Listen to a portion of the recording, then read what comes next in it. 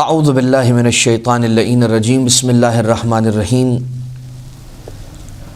الحمدللہ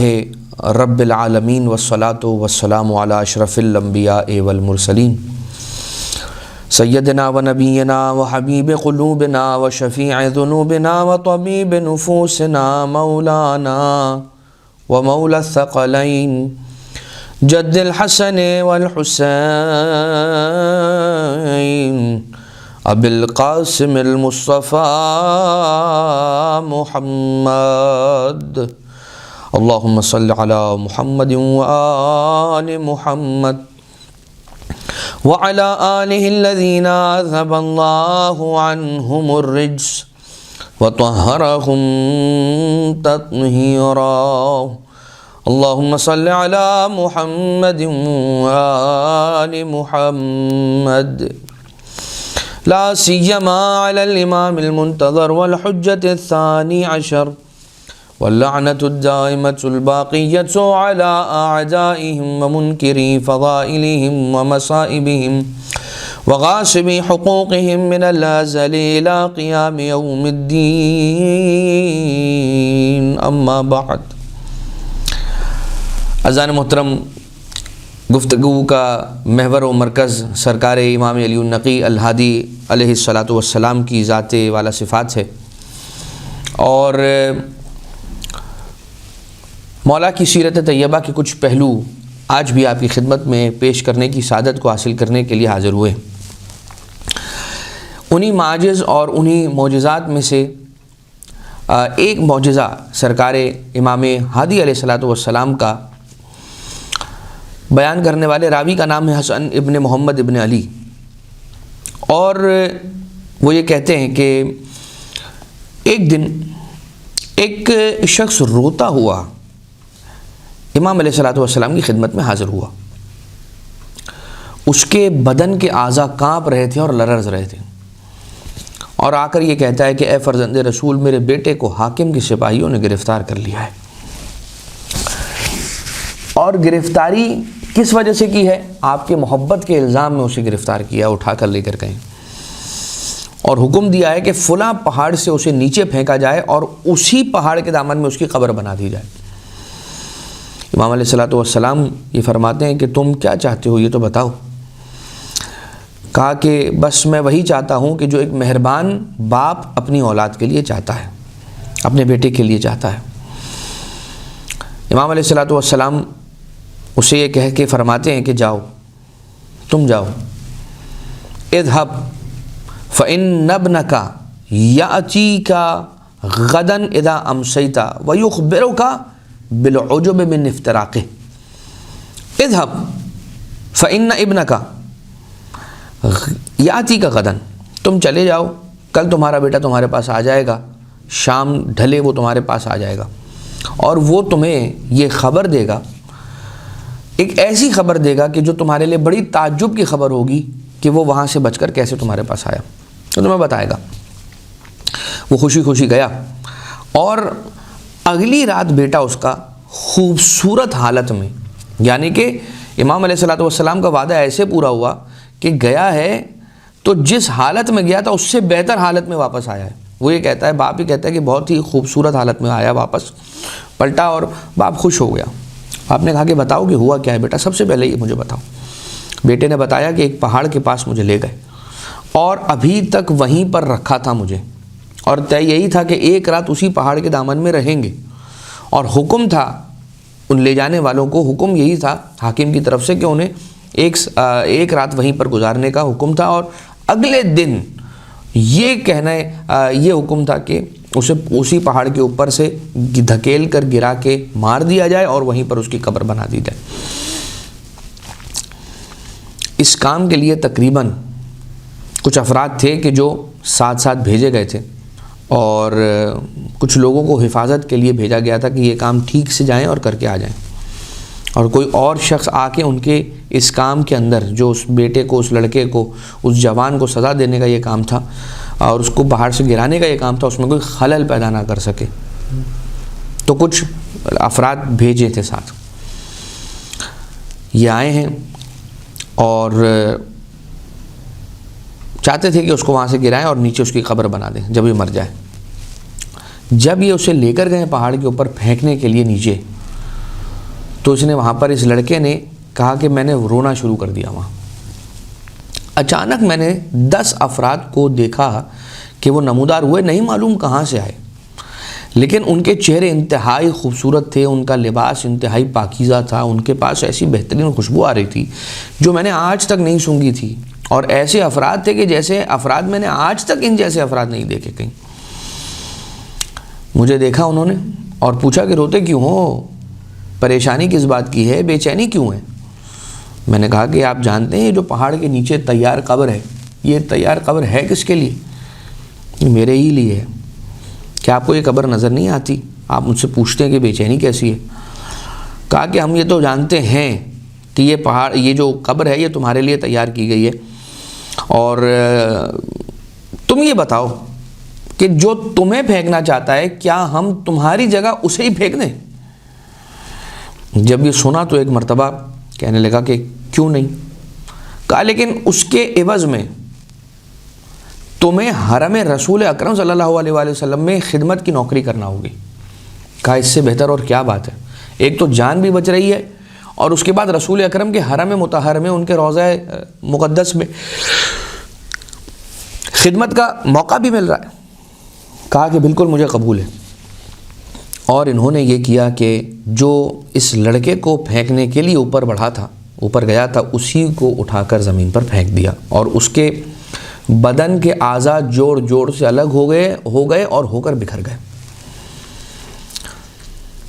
وہ سارے کے سارے سپاہی جو حفاظت کے لیے مامور تھے، وہ ایک مرتبہ آپس میں رونے لگے اور پریشان ہو گئے اور بھاگ دوڑ کرنے میں مشغول ہو گئے کہ یہ کیا ہو گیا، اسے کیا ہو گیا، اور اس ساری بھگدڑ میں انہوں نے مجھے چھوڑ دیا۔ جب انہوں نے مجھے چھوڑا تو میں وہاں سے نکلا، اور یہ وہ 10 افراد تھے کہ جنہوں نے میری مدد کی، انہوں نے یہاں تک پہنچایا ہے مجھے بابا آپ تک، اور اے بابا اب بھی وہ باہر کھڑے ہیں اور انتظار کر رہے ہیں میرا کہ میں ان کے ساتھ جاؤں گا اور اس وعدے کو پورا کروں گا کہ حرم رسول اکرم میں خدمت گزاری کی ڈیوٹی انجام دوں گا۔ بیٹے نے کہا، باپ نے کہا کہ بیٹا تم جاؤ، اور یہ سارا کا سارا واقعہ امام ہادی علیہ السلام کو اس شخص نے آ کر سنایا۔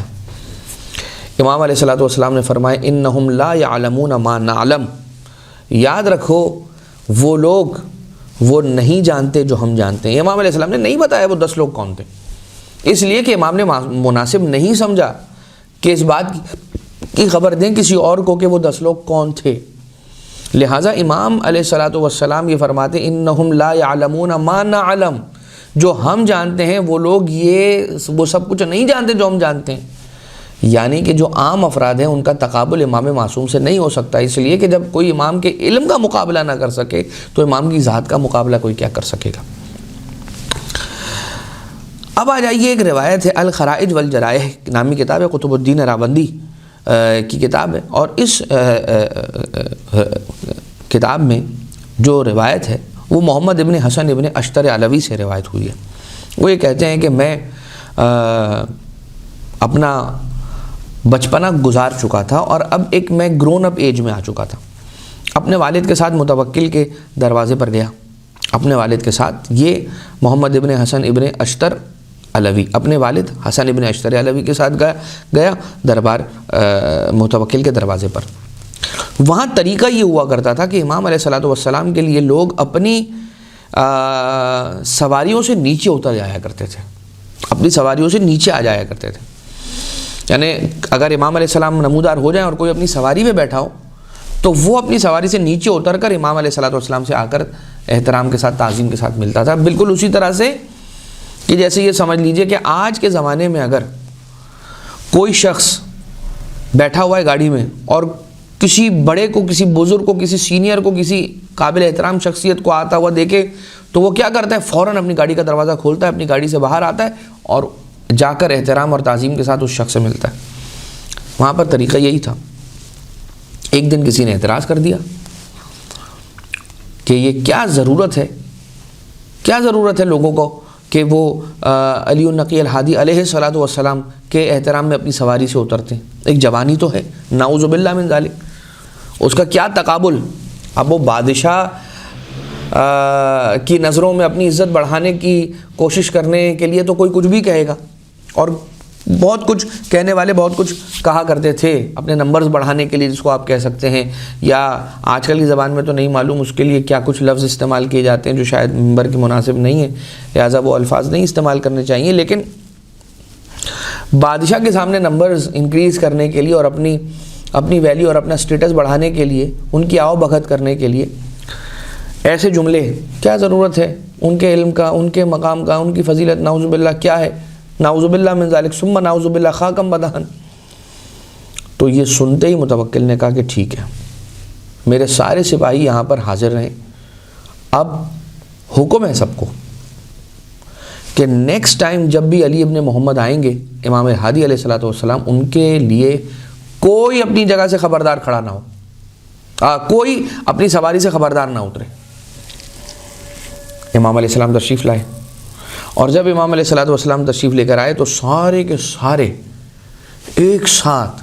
اپنی سواری سے اترے، اور امام علیہ السلام امام نقی علیہ السلام کی تعظیم کرنے لگے اور اپنی سواری سے اتر آئے۔ ابو ہاشم جعفری یہ کہتا ہے کہ تم لوگوں نے تو طے کیا تھا، امام علیہ السلام کے وہاں سے چلے جانے کے بعد، آگے بڑھ جانے کے بعد ابو ہاشم جعفری نے ان لوگوں سے یہ پوچھا کہ یہ بتاؤ تم لوگوں نے تو آپس میں طے کیا تھا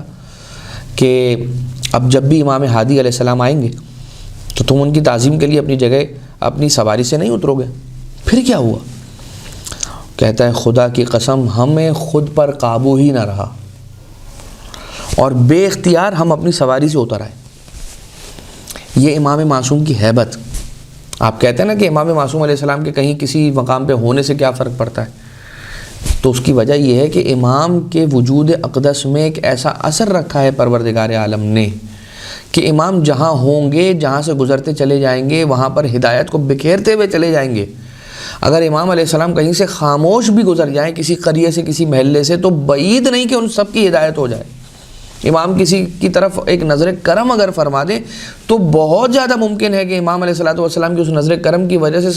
سامنے والے شخص کے دل میں امام کی محبت پیدا ہو جائے، اگر وہ سلیم الفطرت ہے تو، اگر اس کی تربیت مناسب اس بنیادوں پہ ہوئی ہے تو اس کی ہدایت ہو جاتی ہے امام علیہ السلام کی ایک نظر کرم کے ذریعے سے۔ لہٰذا یہ پروردگار عالم کی قدرت ہے، جس سے چاہتا ہے پروردگار امام معصوم کی ہدایت کی اطاعت کروا لیتا ہے، کی تعظیم کروا دیتا ہے۔ یہ اللہ نے بتایا ہے اس واقعے میں، یہ سمجھ میں آتا ہے اس واقعے سے کہ تم یاد رکھو، تم لاکھ امام معصوم کی منصوص من اللہ امام کی فضیلتوں کو گھٹانے کی کوشش کرو، ان کے حق میں تقصیر کرو نعوذ باللہ من ذالک، اور ان کی فضیلتوں کو چھپاؤ، جو کچھ تم اپنے اعتبار سے کرنا چاہتے ہو کر لو۔ یریدون ان یطفئوا نور اللہ بافواہہم واللہ متم نورہ ولو کرہ المشرکون، تمہاری پھونکیں ہی ہیں یہ، بس ان تمہاری تدبیروں کی اور چالوں کی اور مکاریوں کی کل طاقت کیا ہے؟ ایک پھونکیں بس۔ واللہ متم نورہ، پروردگار عالم تو اپنے نور کو تمام کرنے والا ہے، یعنی کہ وہ نور ہدایت جو اللہ نے بندوں تک پہنچانا ہے امام کے فضائل کی صورت میں، امام کی وجود اقدس، امام کی تعلیمات اور امام کی روایات کی صورت میں، وہ پہنچے گا، وہ تمام ہوگا ہی ہوگا، چاہے لوگوں کو، مشرکین کو اور دوسروں کو کتنا ہی برا کیوں نہ لگے، جو کافرین ہیں، جو انکار کرنے والے، ان کو کتنا ہی برا کیوں نہ لگے، فرق نہیں پڑتا، پروردگار اپنے امر کو مکمل کرے گا۔ تو جس سے چاہے پروردگار تعظیم کروا لے۔ اب آ جائیے الخرائج والجرائع ہی کی ایک اور روایت آپ کی خدمت میں عرض کر رہا ہوں، اور قطب الدین راوندی لکھتے ہیں کہ اب ایک معجزہ مولا کا ذرا یہ دیکھیے گا۔ ابراہیم ابن محمد کاتب، یہ اس کے ماموں ہیں جو بیان کرنے والا ابو العباس، اس سے ابو محمد بصری نقل کرتے ہیں۔ راوی کون ہے؟ ابو محمد بصری۔ یہ نقل کرتے ہیں، یہ کہتے ہیں کہ ہم لوگ امام ہادی علیہ السلام کی خدمت میں حاضر تھے، ہم امام ہادی علیہ السلام کے بارے میں گفتگو کر رہے تھے، امام علیہ السلام کے بارے میں بات کر رہے تھے کہ ابو العباس نے مجھ سے کہا، اے ابو محمد، میرا ایسا کوئی عقیدہ نہیں ہے کہ میں 10ویں امام کو امام مانوں، نعوذ باللہ من ذالک، استغفر اللہ۔ کہتا ہے میرا کوئی عقیدہ نہیں ہے کہ میں ان کو جانشین رسول مانوں یا میں ان کو امام مانوں، بلکہ میں تو اپنے بھائی وغیرہ، جو میرے بھائی وغیرہ ان کو امام مانتے ہیں یا تھوڑا بہت ان کی طرف مائل ہے نا، ان کو بھی تنقید کرتا رہتا ہوں، ان کو بھی کرٹیسائز کرتا رہتا ہوں، تو ان کی مذمت کرتا ہوں میں تاکہ وہ اس سے باز آ جائیں. یہاں تک کہ ان لوگوں کو میں گالیاں بھی دیتا ہوں، برا بھلا بھی کہتا ہوں. ایک دن متوکل کی طرف سے ڈیوٹی لگی کہ امام علیہ الصلوۃ والسلام کو اس کے پاس لے کے آؤ، اور جن لوگوں کی ڈیوٹی لگی ان میں یہ شخص بھی تھا جو منکر ہے امام کا. امام کے پاس اسے حاضر کر کے لے کر آؤں. ٹھیک ہے نا. ابو العباس جو ہے، جو کہ ابراہیم ابن محمد کاتب کا ماموں ہے. اب یہ اس کی بس یہ سمجھ لیں کہ ایک منکر ہے امام کا، جو اتنا زیادہ امام علیہ الصلوۃ والسلام کا منکر ہے کہ نہ فقط یہ کہ وہ امام کا منکر ہے بلکہ دوسروں کو بھی برا بھلا کہتا ہے، گالیاں بھی دیتا ہے ان لوگوں کو جو امام کی امامت کے قائل ہیں. ہو یہ گیا کہ امام علیہ الصلوۃ والسلام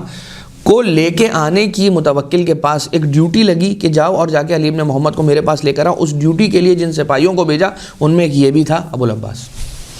اب ذرا دیکھیے، آپ نے پچھلے واقعے میں یہ سنا کہ امام کی وجود اقدس کے ذریعے سے کیسے ہدایت ہوئی. اب یہاں پر ذرا دیکھیے گا کہ امام معصوم علیہ السلام کے ساتھ سفر کرنے کی وجہ سے کیسے ہدایت ہو رہی ہے.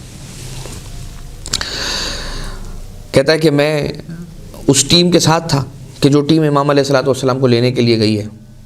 اور ہم مدینہ میں داخل ہو کر امام علیہ السلام کو پک کر کے وہاں سے چلے. بہت ساری منزلیں تھیں، ان کو پار کرتے ہوئے ہم بہت سارے مقامات سے گزرے، پڑاؤ ڈالا، کہیں پر رکے، کہیں سے آگے بڑھے، کہیں پر سستایا، کہیں پر کچھ ویٹ کیا. ہم نکلے، لیکن کھایا پیا ابھی تک ہم نے کہیں بھی کچھ بھی نہیں تھا. ایک ایسی جگہ پر پہنچے جہاں پہ موسم شدید گرم تھا، بہت گرم موسم تھا. امام علیہ السلام سے گزارش کی کہ کچھ دیر یہاں پر ٹھہر جائیں، رک جائیں. امام علیہ السلام نے منع کیا. امام نے کہا کہ ابھی رکنا نہیں ہے، ابھی آگے بڑھو.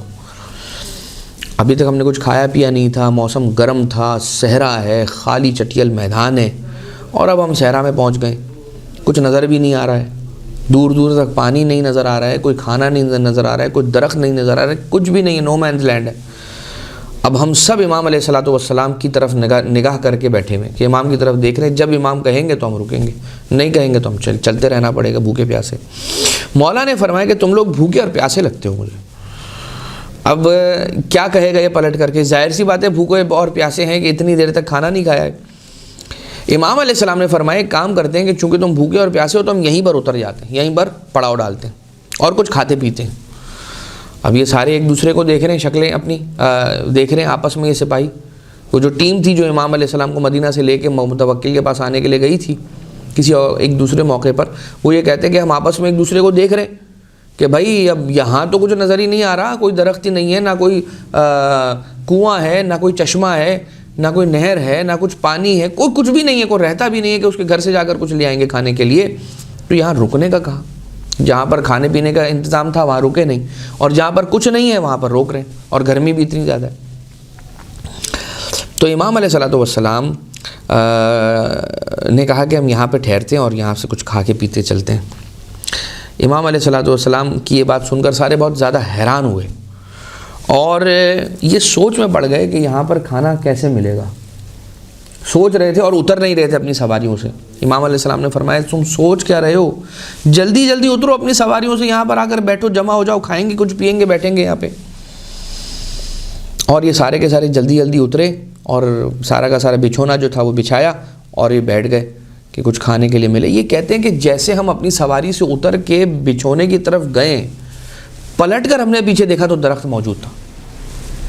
جہاں سے ہم کئی مرتبہ گزرے ہیں، اس راستے سے، اس ہائی وے سے، اس صحرا سے، اس روڈ سے، مگر ہمیں اس پورے راستے میں آگے دور دور تک، نہ پیچھے نہ آگے، کوئی درخت، کوئی نہر، کوئی چشمہ، کبھی کچھ نظر نہیں آیا. یہ تو ہم سمجھ ہی نہیں پائے کہ یہ درخت آیا کہاں سے.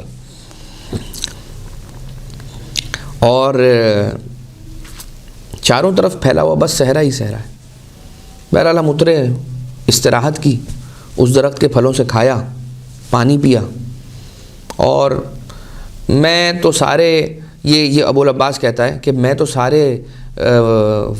وقت میں یہی سوچ رہا تھا کہ یہ درخت آیا تو آیا کہاں سے. میں نے جب سب کھا چکے، تھوڑا سا استراحت کے اندر سارے مصروف تھے، کسی کی آنکھ لگ گئی تھی، کوئی کیلولے میں تھا، کوئی کسی کو جھونکے آ رہے تھے، تو میں نے خاموشی سے وہاں پر ایک کونے میں جا کے اپنی تلوار کو ریت کے نیچے چھپا دیا، کیونکہ میں طے کر چکا تھا کہ میں اس معاملے کی تہ میں جاؤں گا اور یہ پتہ لگاؤں گا کہ یہ درخت آیا کہاں سے ہے، جس پورے صحرا میں، پورے علاقے میں آس پاس دور دور تک کئی کلومیٹرز تک کوئی درخت نہیں ہے، کوئی چشمہ نہیں ہے، تو یہ چشمہ کہاں سے آیا اور یہ درخت کہاں سے آیا؟ میں نے اپنی تلوار وہاں پہ چھپا دی، اور امام علیہ السلام نے آ کر کہا کہ تم سب نے استراحت کر لی، کھا پی لیا؟ بولا ٹھیک ہے، ہاں کھا لیا۔ کہا اب ہم چلیں گے، بسم اللہ، کوچ کریں گے۔ امام علیہ السلام کی اس بات کو سننے کے بعد وہ یہ کہتا ہے کہ ٹھیک ہے ہم چل پڑے، لیکن تھوڑا آگے جا کر نیکسٹ منزل پر جب رکے لوگ تو میں اپنی سواری پہ بیٹھ کے دوبارہ واپس آیا پیچھے، اور میں نے ڈھونڈنا شروع کیا کہ وہ میں نے جو تلوار چھپائی تھی وہ کہاں ہے۔ مجھے تلوار تو مل گئی، مگر جس درخت سے پھل کھائے تھے وہ درخت وہاں پر نہیں تھا، وہ نہر یا وہ چشمہ وہاں پر نہیں تھا۔ میں سمجھ گیا کہ امام علیہ السلام کی یہ فضیلت ہے اور یہ ان کا معجزہ تھا کہ پروردگار عالم نے خاص ان کے لیے یہ انتظام کیا تھا، ہمارے لیے، ان کی وجہ سے۔ اب جیسے ہی میں نے وہاں پر دیکھا تو وہاں پہ کوئی درخت ہی نہیں ہے، ایسے کہ یہاں پر کبھی درخت اگا ہی نہ ہو، وہاں پر کوئی چشمہ ہی نہیں ہے، ایسے کہ جیسے کبھی کوئی تری یہاں سے گزری ہی نہ ہو، اتنا سوکھا علاقہ۔ میں نے اپنے ہاتھوں کو بلند کیا آسمان کی طرف اور التجا کی کہ پروردگار حضرت کی محبت، یعنی کہ امام ہادی علیہ السلام کی محبت میرے دل میں پیدا کر، میرے دل میں ڈال دے، اور ایمان اور ان کی معرفت مجھے نصیب فرما، اور اس پر ثابت قدم رکھ پروردگار عالم۔ اور اس کے بعد میں قافلے کی طرف چل پڑا۔ جب میں قافلے سے دوبارہ جا ملا تو امام ہادی علیہ السلام نے مجھے دیکھا اور پوچھا تسلی کر لی تم نے؟ تحقیق کر کے آ گئے؟ پتہ چل گیا تمہیں؟ میں نے کہا مولا پہلے شک میں تھا مگر اب شک میں نہیں ہوں، اور میں آپ کے وسیلے سے اب دنیا و آخرت میں کسی کا محتاج ہی نہیں رہا، بس اب آپ کا محتاج ہوں۔ امام علیہ السلام نے فرمایا ہا قضا ہوا کذالک، یہ اسی طرح سے ہے بھیا، اسی طرح سے ہے۔ ہم معدودون معلومون لا یزید رجل ولا ینقص، ہمارے ماننے والے جو ہیں نا، ہمارے جو مومن ہیں وہ اسی طرح سے ہوتے ہیں کہ اگر ان کا کوئی شک آتا ہے اور وہ دور ہو جاتا ہے تو وہ اتنا یقین پہ آ جاتے ہیں کہ پھر ہم معدودون، وہ گنتی کے ہیں ہمارے ماننے والے، ہمارے چاہنے والے، ہمارے شیعہ، ہمارے مومن، معلومون اور جانے پہچانے شناخت شدہ ہیں، لا یزید رجل ولا ینقص، ان میں ایک اضافہ نہیں ہوگا ایک کم نہیں ہوگا، جتنے ہیں بس اتنے ہی، مطلب جتنے طے ہو گئے ہیں یا جتنے ان کا عدد جتنا ہے رب ذوالجلال کی طرف سے جو معلوم عدد ہے بس وہ اتنا ہی ہے، نہ کم نہ زیادہ۔ آپ ذرا یہ دیکھیے کون ہے اتنا بڑا مخالف ہے کہ جو امام کو ماننے والا ہے ان کی تنقید کرتا ہے، ان کے بارے میں برا بھلا کہتا ہے، ایبیوزو لینگویج اور ایبیوزو لینگویجز یوز کرتا ہے، برا بھلا کہتا ہے، ان کو گالیاں دیتا ہے، لیکن اس کی بھی اگر ہدایت ہوئی ہے تو امام معصوم علیہ السلام ہی کے در سے اس کی ہدایت ہو گئی۔ آپ یہ دیکھیے کہ امام کے ساتھ ساتھ ہے، امام کا معجزہ دیکھ کر وہ ایمان لے آیا۔ آج بھی بہت سارے ایسے مخالف ہیں امام معصوم علیہ السلام کی فضیلتوں کے کہ جب ان کو معجزہ سنایا جاتا ہے تو کہتے ہیں کہ بھائی یہ کون سے پرانے زمانے کی باتیں کر رہے ہو، 23ویں صدی کے اندر 21ویں صدی کے اندر ہم زندگی گزار رہے ہیں، تو تم یہ کون سی پرانی باتیں لے کر بیٹھ گئے ہو؟ نہیں، آج جب دنیاوی سپر نیچرل فکشن کے کیریکٹرز کی بات کی جاتی ہے تو انسان یہ کہتا ہے کہ بھائی ایک زمانہ آئے گا کہ ایسا ہوگا، وہ ماننے کو تیار ہے۔ نہیں معلوم کیپٹن امریکہ، نہیں معلوم بیٹ مین، نہیں معلوم اسپائڈر مین، نہیں معلوم اس کا، نہیں معلوم اس کا، کہ جن کے پاس حقیقت میں کوئی پاور تھی نہیں، اور جسے رب ذوالجلال نے اتنی پاور عطا کی تھی۔ اب اس کا موازنہ بلا تشبیہ یہ بات عرض کی ہے میں نے کہ اب یہ نہ کہیے گا کہ میں نے کوئی بیٹ مین اور اسپائڈر مین سے ائمہ اطہار علیہ السلام کو ملا ہے، بالکل بھی نہیں، ان کا تو کوئی تقابل ہی نہیں ہے، وہ تو سراب ہے، وہ ایک افسانہ ہے، اور یہ حقیقت ہے امام معصوم علیہ السلام۔ میں عرض یہ کر رہا ہوں کہ ماننے پر آئے انسان تو افسانے کو مان لیتا ہے، اور نہ ماننے پر آئے تو انسان امام معصوم کی فضیلتوں کو نہیں مانتا ہے۔ کس گمراہی کا شکار ہیں ہم، اور کیا اپنی اولادوں کو ہم سبق دے رہے ہیں، اور کیا اپنی اولادوں کو پیغام دے رہے ہیں کہ ہم جس قسم کی باتیں کر رہے ہیں کہ یہ مجلسوں میں آج کل کوئی پیغام دیا نہیں جا رہا، کس طرح کا پیغام چاہتے ہیں آپ کہ دیا جائے؟ اگر امام معصوم علیہ السلام کی بات نہیں کریں گے، ان کی روایتیں نہیں پڑھیں گے، ان کے فضائل نہیں پڑھیں گے، تو پھر بتائیے کہ پھر پڑھیں کیا؟ لہٰذا اس طرح کی گفتگو نہیں کرنی چاہیے. اور افسوس کی بات یہ ہے کہ مقدس لباس کے اندر اب تو اس طرح کی باتیں ہونے لگی ہیں کہ جو بظاہر ہم جسے مقدس سمجھتے ہیں اس کی تقدس کو بھی پامال کیا جا رہا ہے. لوگ اس لباس کو دیکھ کر یہ سمجھتے ہیں کہ عمامہ آبا قبا پہنا ہوا شخص ہے تو شاید جو کہہ رہا ہوگا سب ٹھیک کہہ رہا ہوگا. حالانکہ یہ بات ضروری نہیں ہے. آج کل کے زمانے میں تو انسان کو بہت دیکھ بھال کر سننا پڑتا ہے, کس سے سنے کسے نہ سنے, کس کی مجلس میں حاضر ہو کس کی مجلس میں حاضر نہ ہو, کس کی بات کو حرف آخر سمجھے کس کی بات کو حرف آخر نہ سمجھے. امام معصوم علیہ السلام کی تعلیمات سے ہٹ کر انسان کسی اور کو کس کو اپنا نمونہ عمل بنائے, کس کو انسان فالو کرے. لہٰذا امام ہادی علیہ السلام کے زمانہ وہ زمانہ تھا کہ جس زمانے میں امام معصوم علیہ السلام نے امام ہادی امام علی النقی علیہ السلام نے وکلاء کے سسٹم کو بھی سٹرونگ کیا تھا اور اپنے وکلاء کو بٹھا دیا تھا اور ان سب کو بتلا دیا تھا کہ جو سوالات لوگ لے کر آتے ہیں وہ ہم تک پہنچاؤ اور جوابات ہم سے لے کر ان تک پہنچاؤ. گویا کہ غیبت کے زمانے کے لیے تیاری کروا رہے ہیں امام علی النقی علیہ السلام. حالات اتنے زیادہ سخت ہو چکے تھے کہ سوال کرنے والے یہ وکلاء کون تھے؟ کوئی پیاز بیچنے والا, کوئی سبزی بیچنے والا, کوئی پھل فروٹ بیچنے والا, کوئی درزی ہے, کوئی خیاط ہے, کوئی نجار ہے, کوئی کارپینٹر ہے, کوئی کیا کام کرتا ہے, کوئی تالا بنانے والا ہے. الگ الگ کاموں کے اندر مشغول افراد کو امام علیہ السلام نے اپنے وکلاء معین فرمایا اور لوگ اپنے ان کاموں کو یعنی جو امام سے ان کو کرنے تھے یا ان سے پوچھنے تھے یا امام سے ان کا حل چاہیے تھا تو سبزی خریدنے کے بہانے سے اس سبزی فروش سے جا کر بات کر رہے ہیں جو وکیل ہے امام کا, جو امام کی طرف سے معین وکیل ہے, اس کو اپنی بات بتا رہے ہیں اور وہ امام تک لے جا رہا ہے اس کا مسئلہ اور جواب لے کے آ کے اس کو بتا رہے ہیں. اچھا, اب جو امام علیہ السلام روایت میں ملتا ہے, شیخ صدوق نے کمال الدین کے اندر لکھا ہے کہ جناب فاطمہ بنت محمد ہیثم یہ کہتی ہیں کہ میں اس وقت موجود تھی امام ہادی کے گھر میں بیت الشرف میں کہ جب ان کا بیٹا جعفر پیدا ہوا. میں دیکھ رہی تھی کہ سب گھر والے خوش ہیں مگر امام علی النقی علیہ السلام خوش نہیں تھے. میں نے جا کر امام سے پوچھا کہ مولا سب خوش و خرم ہیں, اے میرے آقا, اے میرے مولا, اے میرے سید و سردار, یہ بتائیے آپ خوشحال کیوں نہیں ہیں, آپ کو کیوں خوشی نہیں ہو رہی ہے؟ فرمایا کہ یہون علیکی امرہو, یاد رکھنا اس کا جو معاملہ ہے نا, جعفر کا جو بھی معاملہ ہے یہ تجھ پہ ان قریب واضح ہو جائے گا, تجھے پتہ چل جائے گا, یہ معاملہ تیرے لیے حل ہو جائے گا, ایک وقت آئے گا کہ تجھ پر واضح ہو جائے گا. فَإِنَّهُ سَيُضِلُّ خَلْقًا كَثِيرًا, یاد رکھنا یہ بہت سارے لوگوں کو اللہ کی کثیر تعداد میں خلقت کو گمراہ کرے گا. ان قریب ہی ہونے والا ہے کہ یہ جعفر میرا بیٹا, دسواں امام علیہ السلام کا بیٹا جعفر, یہ بہت سارے لوگوں کو گمراہ کرے گا. ایک طرف 10ویں امام علیہ السلام کا جعفر جیسا بیٹا اور ایک طرف امام علی النقی الہادی علیہ السلام کا سید محمد جیسا بیٹا کہ جو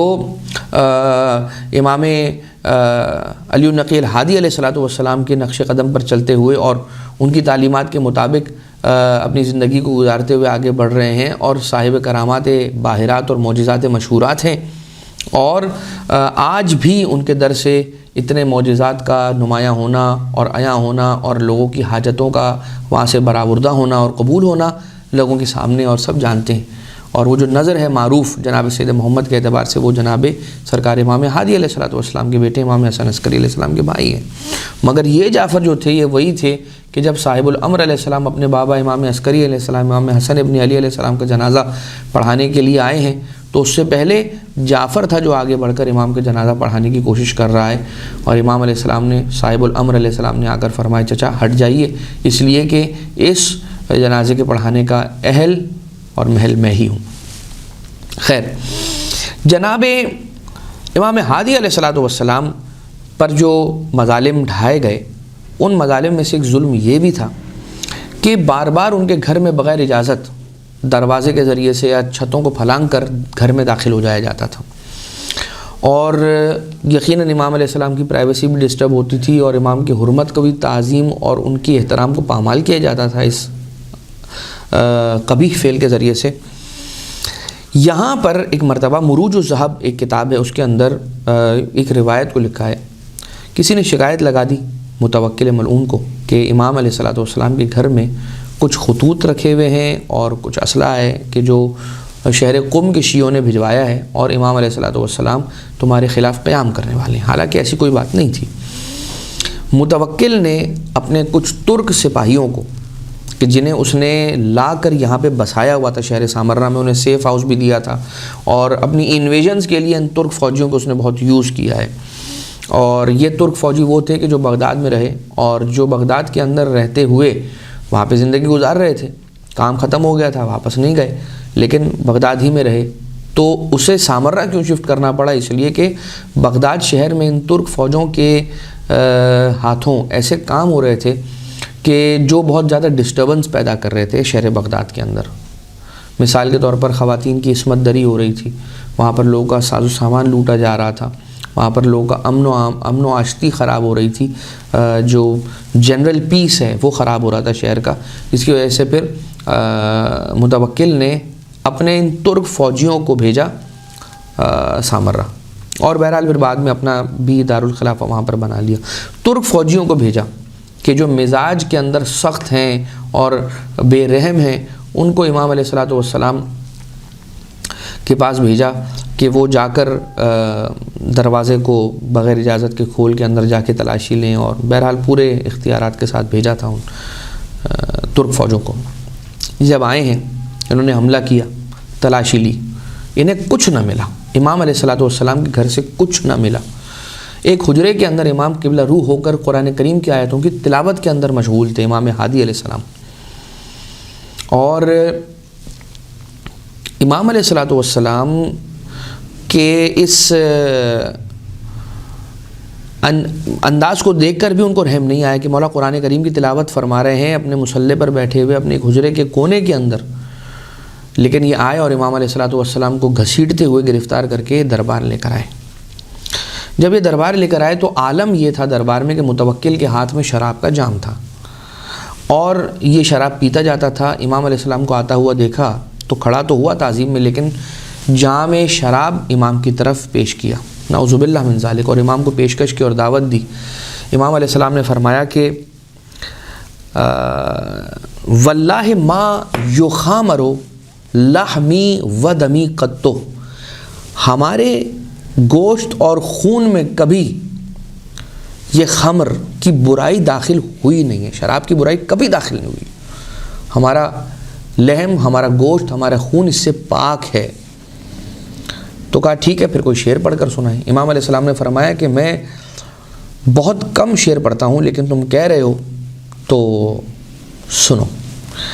اب یہاں پر امام علی نقی الہادی علیہ السلام نے وہ قصیدہ پڑھا ہے کہ جو مارکۃ العرا قصیدہ ہے، کس کو قصیدہ لامیہ بھی کہتے ہیں، امام نقی علیہ السلام کا قصیدہ لامیہ. اور اس کے جو بند ہیں اور اس کے جو مصرے ہیں، اشعار ہیں، آپ سنیے، آپ کو اندازہ ہوگا کہ اس محفل کے اندر امام علیہ السلام کا ان اشعار کے پڑھنے کے ذریعے سے پورے کے پورے دربار کو ہلا کر رکھ دینا کیسا تھا. امام فرماتے ہیں باتو علی قلل الاجبال تحرسہم یا باتو علی قلل الجبال تحرسہم غلب الرجال فما اغناہم القلل یا فما اغنتہم القلل، کہ باتو علی قلل الجبال تحرسہم، یہ جو انتہائی شان و شوکت کے ساتھ اپنی زندگیاں گزارتے ہیں اور یہ سرکش لوگ اور یہ بادشاہ اور یہ لوگ جو اپنے آپ کو نہیں معلوم کیا سمجھتے ہیں، انہوں نے اپنے گھر پہاڑوں کی چوٹیوں پر بنائے ہیں اور یہ سمجھتے ہیں کہ یہ پہاڑوں پر چوٹیوں کے اوپر جو گھر ہیں یہ ہماری حفاظت کر کے رکھیں گے ان فسادات سے کہ جو زمین پر ہو رہے ہیں اس سے ہمیں بچا کر رکھیں گے. غلب الرجال فما اغناہم القلل، یاد رکھنا کہ جب ان لوگوں پر غلبہ ہو گیا پروردگار عالم کا، یا موت کا غلبہ ہو گیا یا وقت آخر آ گیا یا ان پر وہ خاص وقت آ گیا کہ جو ان کی پکڑ کا وقت ہے، جب وہ آ گیا تو اس کے بعد ان قلل نے بھی ان کی حفاظت نہیں کی، ان کی حراست نہیں کی. یعنی ان کی اونچائی پر جو گھر تھے ان کا اونچائی پر ہونے کا کوئی فائدہ ہی نہیں ہوا، اس لیے کہ وقت آ گیا تھا، امر الہی آ گیا تھا. وَاسْتُنزِلُوا بَعْدَ عِزٍّ عَنْ مَعَاقِلِهِمْ وَأُودَعُوا حُفْرًا يَا بِئْسَ مَا نَزَلُوا، کہ کتنی عزت والی جگہوں کے اوپر رہے، کتنی عزت و عیش و آسائش کے اندر رہے، لیکن جب ان کو گڑھوں کے اندر پھینک دیا گیا، قبر کے گڑھے کے اندر ڈال دیا گیا، تو اتنی اونچائی سے اس قبر کی گہرائی میں جو پھینکا گیا ہے، کتنی بری جگہ ہے ان کے اعتبار سے، کتنی بری جگہ ہے جہاں پر یہ آ کر گرے ہیں۔ کتنی اچھی جگہ تھی ان کے اعتبار سے وہ جو جہاں پر وہ رہ رہے تھے، لیکن جو پھینکا ہے اٹھا کر دست قدرت نے انہیں اپنی سرکشی کے باعث قبر کی گہرائی کے اندر، کیسی جگہ پر آ کر ٹھہرے ہیں، کہاں پہ آ کر رکے ہیں یہ؟ اینڈ کا کیا ہوا ان کا؟ ناداہم صارخو من بعد ما قبروا این الاسرۃ والتیجان والحلل۔ جب یہ آ گئے گرے ہیں قبر کے اندر، تو ان کو آواز دینے والے نے ندا دی ہے قبر میں جانے کے بعد، ہاں یہ بتاؤ کہاں ہے وہ تمہارا سارا خاندان، کہاں ہے وہ سارے تمہارا تاج، کہاں ہے وہ تمہارے سارے شاہی لباس، اور کہاں ہے وہ تمہارے خدام اور تمہاری خدمت کرنے والے وہ نوکر چاکر کہ جو ہر وقت تمہارے آس پاس آگے پیچھے گھومتے رہتے تھے؟ این الوجوہ التی کانت منعمۃ، کہاں ہے وہ چہرے کہ جن کے اوپر کل تک نعمتیں برستی تھیں اور جن کو تم اتنا خوبصورت بنا کر رکھتے تھے؟ من دونہا تضرب الاستار والکلل، آج وہ نعمتیں ہٹ گئی ہیں، وہ رونقیں چلی گئی ہیں ان چہروں سے کہ کل تک جن چہروں پر نعمتیں تھیں، یا یہ کہ کل تک تم نے جن چہروں کو بہت بنا سنوار کے رکھا ہوا تھا، آج وہ ساری کی ساری سجاوٹ اور ساورتا جو ہے وہ وہاں سے ہٹ گئی ہے، اور وہ خوبصورتی وہاں کی چلی گئی ہے۔ وہ چہرے پہ نظر آنے والی جو خوبصورتی تھی وہ سب چلی گئی ہے۔ کیا ہو گیا ہے؟ اتنا اپنے آپ کو خوبصورت سمجھتے تھے کہ حجاب لگواتے تھے، پردے ڈلواتے تھے کہ خبردار کوئی ہمیں نہ دیکھ لے، لیکن آج کیا ہے؟ فَافْصَحَ الْقَبْرُ حِينَ سَائِلَهُمْ تِلْكَ الْوُجُوهُ عَلَيْهَا الدُّودُ يَقْتَتَلُ، کہ اب قبر کھل گئی ہے ان کے لیے، اور سوال کرنے والا ان سے پوچھ رہا ہے کہ وہ چہرے جو تم لے کر آئے تھے وہ چہرے ہیں کہاں؟ بلکہ اب مزہ چکھو کہ یہ کیڑے جو قبر کے اندر ہیں وہ تمہارے چہروں کو کاٹ کاٹ کے نوچ نوچ کے کھاتے رہیں گے۔ قَدْ طَالَ مَنْ أَكَلُوا دَهْرًا وَشَرَبُوا فَأَصْبَحُوا بَعْدَ طُولِ الْأَكْلِ قَدْ أُكِلُوا، جو ساری زندگی کھاتا پیتا رہا، آج خود ایسا وقت آ گیا ہے کہ وہ کسی کی غذا بن گیا ہے۔ امام معصوم علیہ السلام کے اس بیان کو سن کر متوکل رونے لگا، شراب کا جام اس نے پھینک دیا، اس کا نشہ اتر گیا، اور اس نے امام معصوم علیہ السلام کو تقریباً 4000 دینار پیش کیے، اور انتہائی تعظیم اور احترام کے ساتھ امام علیہ السلام کو ان کے گھر کی طرف روانہ کیا۔ اب ذرا یہ دیکھیے کہ بہت سارے ایسے افراد ہیں کہ جو امام علیہ السلام کی مخالفت میں رہتے ہیں، ان کی تعلیمات کے مطابق عمل پیرا نہیں ہوتے ہیں، اپنی زندگیوں کو اس کے اعتبار سے گزارتے نہیں ہیں، ایک عجیب شان و شوکت جو ان کو ملی ہوئی ہوتی ہے اس کے اندر اندھے ہو جاتے ہیں۔ امام علیہ السلام نے فرمایا یہ یاد کر لو، اگر تمہیں یہ یاد رہ جائے گا تو پھر ہمیشہ ذہن میں اس بات کو رکھنا کہ کبھی تم قبر سے دور نہ رہو گے۔ اگر تم نے اپنی قبر کو یاد رکھا تو یاد رکھنا تمہارے کام آسان ہو جائیں گے۔ جیسے متوکل، جیسے قبر یاد آئی نشہ بھول گیا، جیسے قبر یاد آئی گناہ سے رک گیا وقتی طور پر، تو یہ قبر موت ایک ایسا میکینزم ہے کہ جو انسان کو گناہوں سے روکنے کا کام دیتا ہے۔ امام معصوم علیہ السلام نے اسے یوز کیا، اور امام علیہ السلام نے بتایا کہ اپنی موت کو یاد کرو، یہ دیکھو تم کیا سمجھ رہے تھے، تم کیا کھا رہے پی رہے تھے، کل تم خود غذا بن جاؤ گے کسی کی، کل تک غذا کھا رہے تھے، آج تم غذا بن جاؤ گے کسی کی۔ لہٰذا امام ہادی علیہ السلام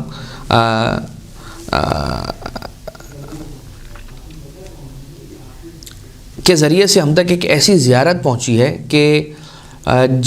زیارت جامعہ کبیرہ، یہ 10ویں امام علیہ السلام نے تعلیم فرمائی ہے، اور صاحب الامر علیہ السلام کی جن افراد سے ملاقاتیں ہوئی ہیں ان ملاقاتوں کے اندر میں سے ایک ملاقات امام علیہ السلام نے جو کی ہے، اس میں صحابی سے، اس شخص سے، ملنے والے سے کہا کہ دیکھو جامعہ جامعہ جامعہ، عاشورہ عاشورہ عاشورہ، صلاۃ اللیل صلاۃ اللیل صلاۃ اللیل، تو 3 مرتبہ مولا نے جامعہ جامعہ جامعہ کہہ کے اس بات کو تاکید کے ساتھ بیان کیا کہ خبردار زیارت جامعہ تم سے کہیں پر سکپ نہ ہو، زیارت جامعہ کو اپنا معمول بناؤ۔ اور جا کر دیکھیں تو صحیح کہ زیارت جامعہ کے الفاظ ہیں کیسے۔ شروع میں 100 مرتبہ یعنی کلمہ پڑھوا کے اور 100 مرتبہ اللہ اکبر پڑھوا کے، اور اس کے بعد اس زیارت کا آغاز ہو رہا ہے، السلام علیکم یا اہل بیت النبوہ موضع الرسالہ مختلف الملائکہ ورحمۃ اللہ وبرکاتہ۔ یہ طولانی زیارت ہے، ٹکڑے ٹکڑوں میں پڑھیے، کوئی مسئلہ نہیں ہے، اس کے ترجمے پر ضرور غور کیجیے اور اس کو پڑھیے کہ کیا کہا جا رہا ہے۔ امام علیہ الصلوۃ والسلام، ائمہ اطہار علیہ الصلوۃ والسلام کے جو مقامات شامخہ ہیں، بلند ترین مقامات ہیں، ان مقامات کو کیسے بیان کیا جا رہا ہے۔ ایک اور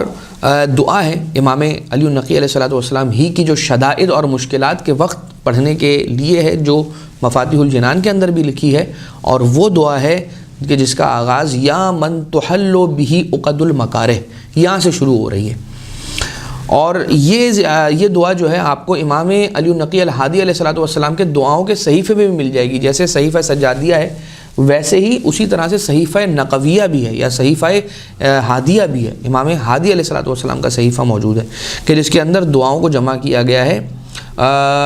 آپ جا کر اسے duas.org کے اوپر موجود ہیں، امام کی تعلیم کردہ دعاؤں کے صحیفے ہر امام کے اعتبار سے موجود ہیں، مولا امیر المومنین رسول اللہ جناب سیدہ سے لے کر اور امام صاحب الامر علیہ الصلوۃ والسلام تک، تو یہ دعا آپ کو وہاں پر مل جائے گی، یا من تحل بہ عقد المکارہ، کہ یا من، یا پھر یوں کسی ایک نسخے میں یوں بھی ملا ہے کہ یا من تحل باسمائہ عقد المکارہ، اس طرح سے بھی ملا ہے۔ لہذا اس دعا کو ضرور اپنی زندگی میں شامل کیجئے، خاص طور سے وہ شادی شدہ جوڑے کہ جو اولاد کی نعمت یا رحمت سے ابھی بہرہ مند نہیں ہوئے ہیں، ان کے لیے امام نقی علیہ الصلوۃ والسلام نے یہ تعلیم فرمایا کہ فیروزے کے نگینے پر آیت کا یہ ٹکڑا لکھوائیں، رب لا تذرنی فردا وانت خیر الوارثین، اور دونوں ہی اس فیروزے کو پہنے۔ پروردگار عالم صدقہ سرکار امام علی النقی الہادی علیہ الصلوۃ والسلام کا اولاد نیک، اولاد بامعرفت ان کو نصیب فرمائے۔ اسی طرح سے امام علی النقی الہادی علیہ الصلوۃ والسلام کی تعلیم کردہ دعاؤں اور زیارات میں سے ایک زیارت ہے زیارت روز غدیر، ویری امپورٹنٹ زیارت، اور بہت سارے لوگوں کی نگاہوں سے دور بھی ہے یہ زیارت، کہ ہم نہیں جانتے، ہم نے یعنی عموماً اس زیارت کو نہیں پڑھا جاتا۔ عید غدیر، روز عید غدیر، اس زیارت کو پڑھیں، اور صرف روز غدیر نہیں بلکہ سارا سال آپ چاہیں تو اس زیارت کو پڑھ سکتے ہیں، روزانہ پڑھ سکتے ہیں، کسی بھی دن پڑھ سکتے ہیں، اور کم سے کم اتنا ضرور کریں، زیارت جامعہ کا ترجمہ جہاں پر پڑھیں تو وقت نکال کر زیارت روز غدیر، جو امام علی النقی علیہ الصلوۃ والسلام کی تعلیم کردہ زیارت ہے، طولانی زیارت ہے، بٹ ایسے اس کے اندر امیر المومنین علیہ الصلوۃ والسلام کے مقامات کو بیان کیا گیا ہے۔ تقریباً 32 یا 38 وہ آیتیں ہیں کہ جو قرآن کریم میں مخصوص ہیں امیر المومنین علیہ الصلوۃ والسلام سے، ان کو وہاں پر اس زیارت کے اندر امام علیہ السلام نے شامل بھی کیا ہے، ان کا ذکر بھی کیا ہے، اس دعا کے ساتھ کہ پروردگار بیان بہت زیادہ ہے، وقت محدود ہے، ذکر بہت زیادہ ہے، الفاظ کم ہیں، زبانیں چھوٹی ہیں، ذکر امام علی النقی الہادی علیہ السلام بڑا ہے، ہماری عقلیں چھوٹی ہیں، ہمارے ذہن چھوٹے ہیں، ہمارے دماغ مختصر ہیں، مگر یہ ذات بہت بڑی اور بہت پھیلی ہوئی ذات ہے۔ پروردگار تجھے واسطہ ہے امام علی النقی الہادی علیہ السلام کے حق کا، ہمیں معرفت امام علی النقی الہادی علیہ السلام نصیب فرما، ہمیں معرفت ائمہ معصومین علیہ الصلوۃ والسلام نصیب فرما، اور ہمیں یہ توفیق عطا فرما کہ ہم امام کی سیرت طیبہ کا مطالعہ کر سکیں، امام کی روایتوں کو پڑھ سکیں، انہیں یاد کر سکیں، اسے اپنی زندگی میں شامل کر سکیں۔ بار الہ صاحب الامر علیہ السلام کے ظہور میں تعجیل فرما، ہمیں امام کے اصحاب میں شمار فرما۔ ربنا تقبل منا انکا انت السمیع العلیم، بجاہ محمد و آلہ الطیبین الطاہرین۔